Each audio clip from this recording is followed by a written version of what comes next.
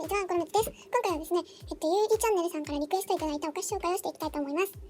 今回は一つだけなんですけど、家にあんまりお菓子がなかったので、紹介します。こちら、もう開いちゃってるんですけど、ソフトサラダの山わさび、ガーリック&山わさび味ですね。こちら期間限定です。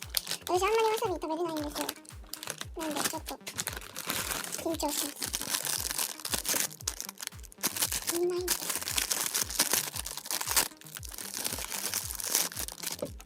匂いはガーリックですね。じゃあ食べていきたいと思います。いただきます。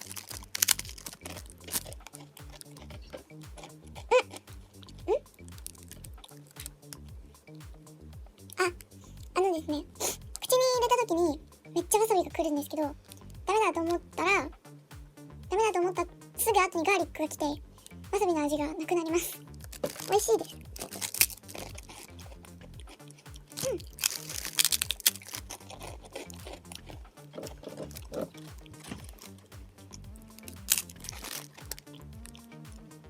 ごちそうさまでした。とても美味しかったですね。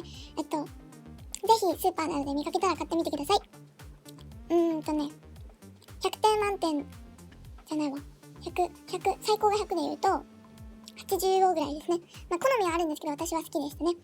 ゆうりーチャンネルさん、リクエストありがとうございました。チャンネル登録もします。